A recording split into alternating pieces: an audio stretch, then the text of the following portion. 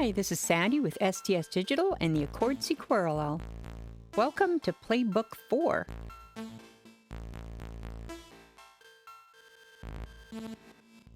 In this episode, I'll show you how to do triplets in the TRAX tracker and later a bit of playlist sequence arrangement. Triplets in a 4/4 time sequence can become a bit tedious and to some, confusing. Here's a neat little trick that might help in some situations. In TRAX, we'll be using the default 2 times clock ratio. Thus, for every clock, there's 2 steps. So a note on every step could be seen as a series of eighth notes. The problem with triplets, or any uneven note spacing, is they don't line up with the steps, except on every fourth, but there needs to be 3 triplet eighths in 2 steps. Each step has 24 TRAX ticks, so every 2 steps is 48.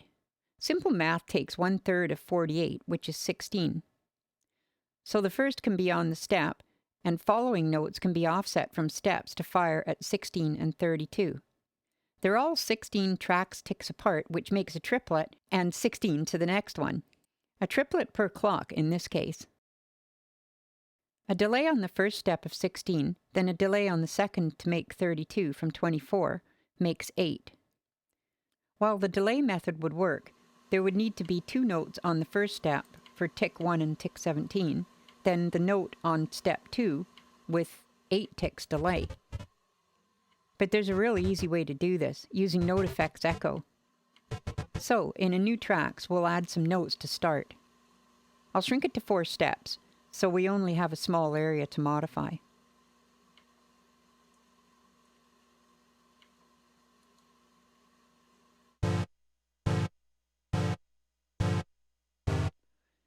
Maybe make it higher.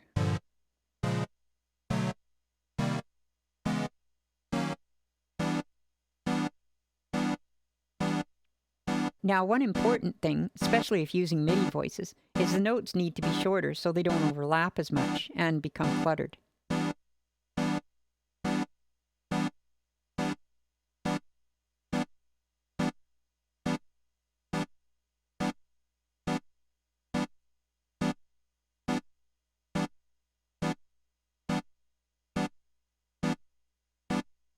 So NoteFX 1 will be applied to this note. To duplicate the original with echoes the same level, feed should be at 100%.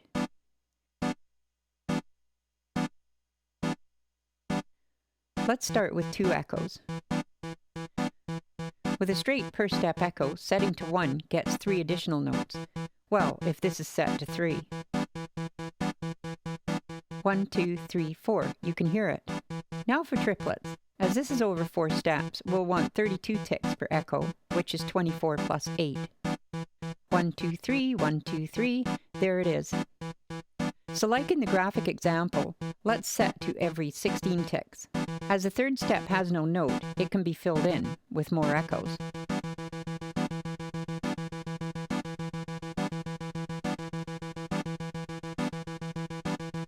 So back to the slower quarter note triplets. So what if the notes need to be different? That's where micro-arp comes in handy. It starts wherever the step is set, which is the original note. The first echo, or the second arp step, is plus 7 semis.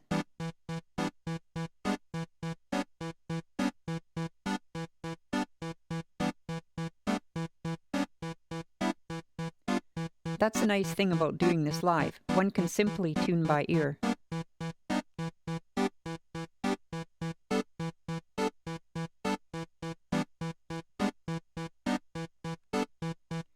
You're probably wondering why I'm going up this high, if there's only 3 notes. Well, wait and see.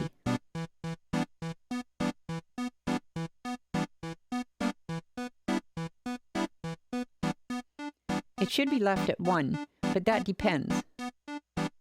So there. We're getting the original note with no offset, the first echo with plus 7, the second... Okay, I forget.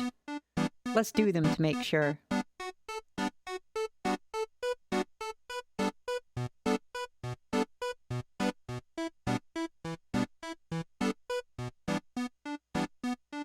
is a bit off topic, but how about we remote control these echo offsets?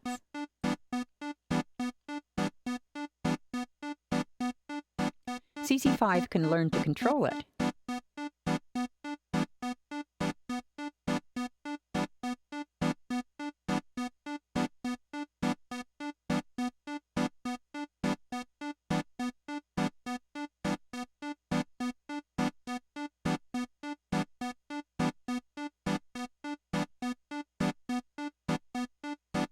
There, micro-arp starting step.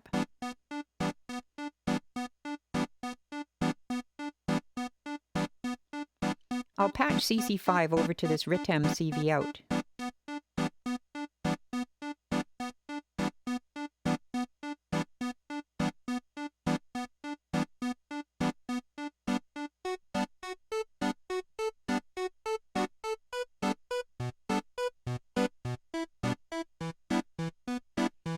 Now there's control over which notes play.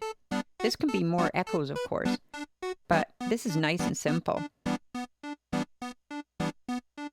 So let's do another.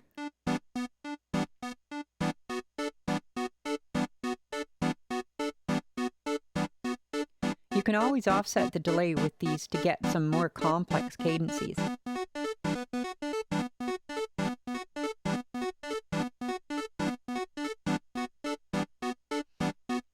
It's a two-voicer. Now I'm just noodling.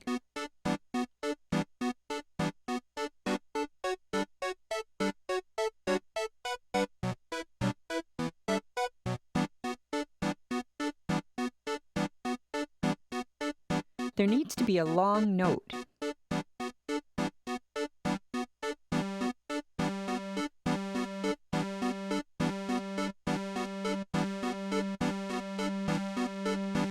I'll assign this a new NoteFX too.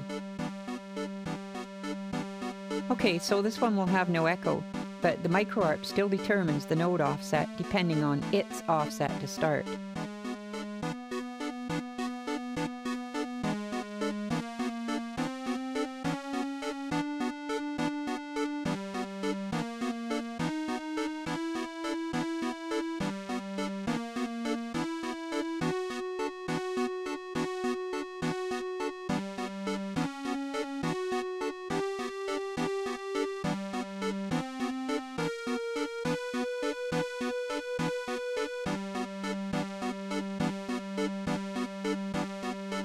I bet you know where I'm going next. For minimal remote controls, I like to use the 3 input jacks. Saves the trouble of getting out the MIDI controller and deciding on knobs, etc.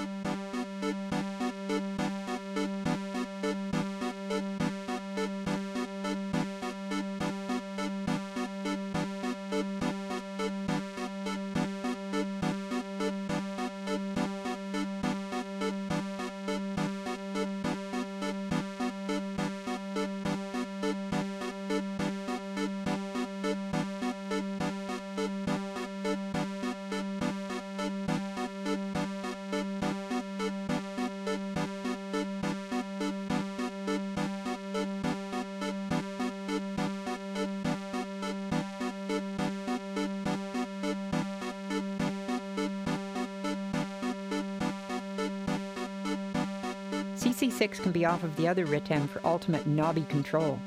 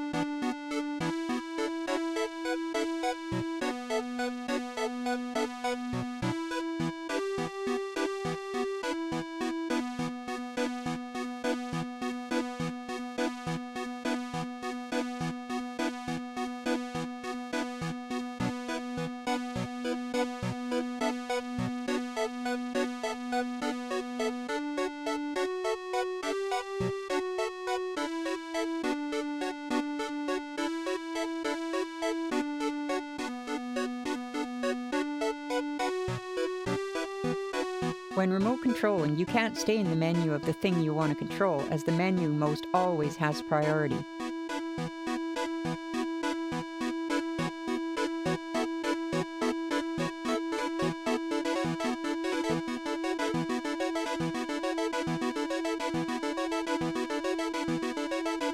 So there, that's how to make a nice little sequence with 4 track steps.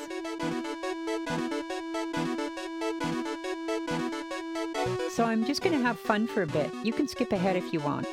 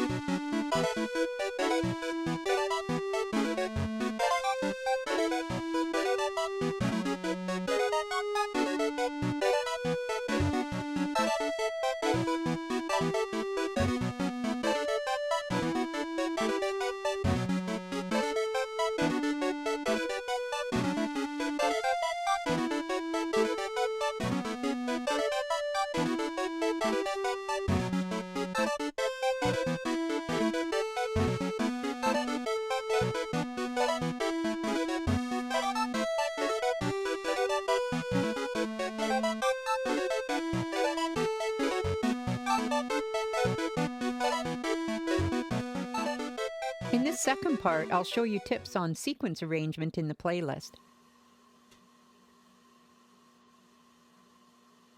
In the interest of time, I have already made a little arrangement that will demonstrate some methods I like to use. But first, let's have a listen. The layers have been created by self-recording the tracks beforehand. Here it is.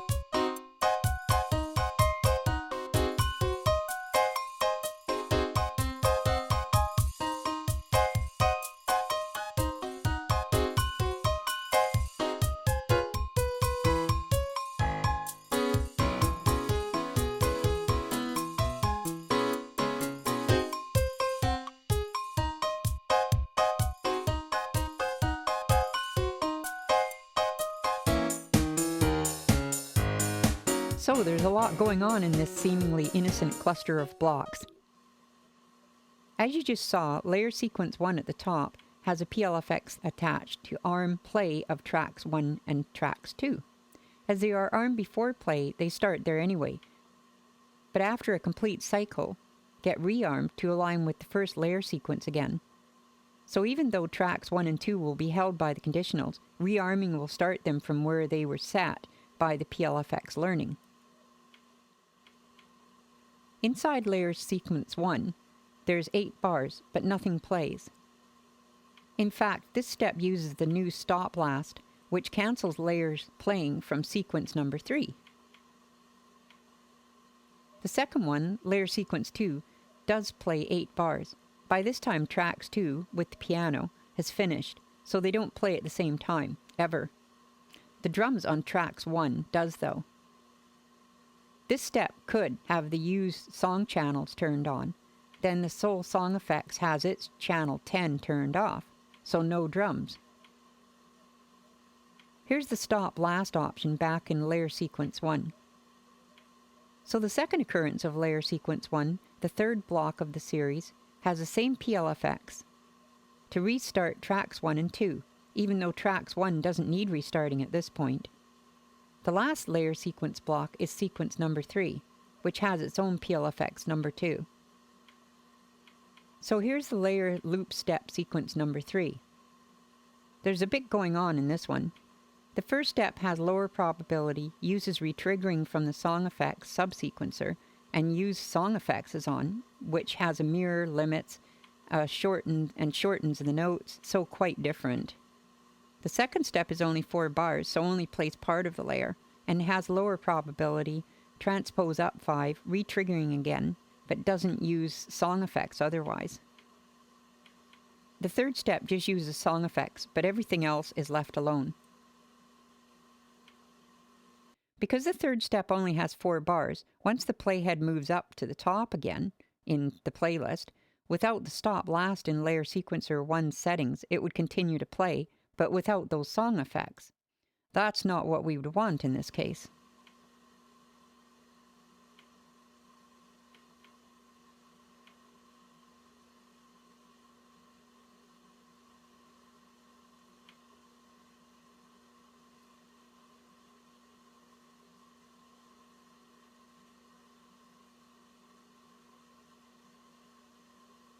It's hard pressing the knob from the side, but who wants to see the back of my hand up close?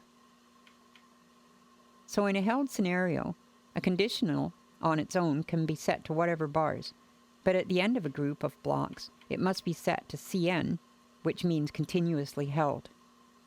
That is, unless you want it to release after a set number of bars. In such an interlocked series of events, certain considerations need to be kept in mind, like when doing a solo plus PL to edit a TRAX tracker grid.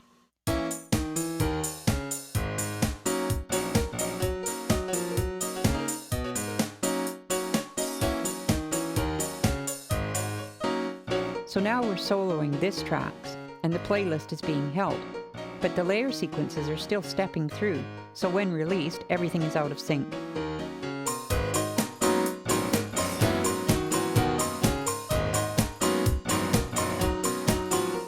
Eventually it would all sync up, but restarting works too.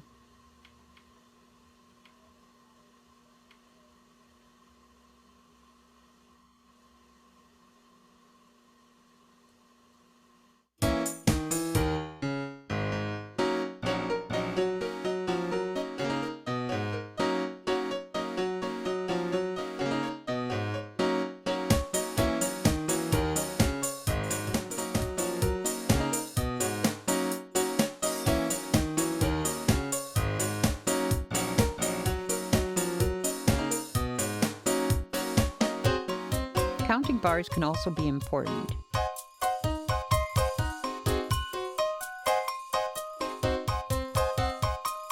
TRAX 2 total is only 8 bars.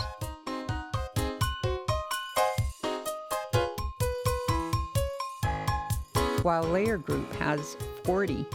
Sometimes them not dividing into each other equally is a bonus and makes play more interesting.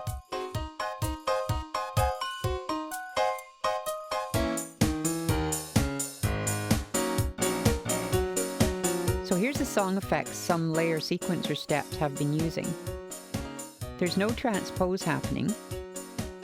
Any layer using song effects will get a slight bit of swing, get scaled to major 7, get limited to greater than 62, get the note lengths trimmed to 65%, increase level by 15 points, and in the subsequencer, unmasked steps with a note still on gets retriggered, drums too. An octave added, and masked steps will drop the level by 18 points. Retriggered notes will be delayed 12 ticks, or 1/8. Plus notes will be mirrored at 76. Is that enough?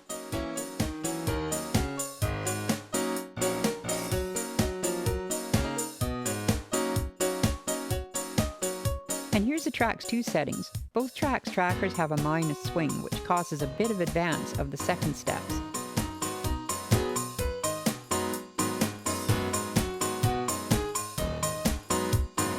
Layer is quantized to half clocks and is mirrored by default, which makes it sound so different from the pair of tracks it self-recorded from. Scaled to minor 7 to match the tracks, more or less, and transposed down to match the key.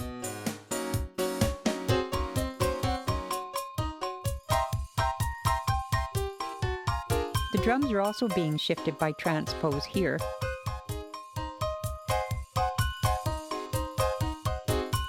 So that's about it.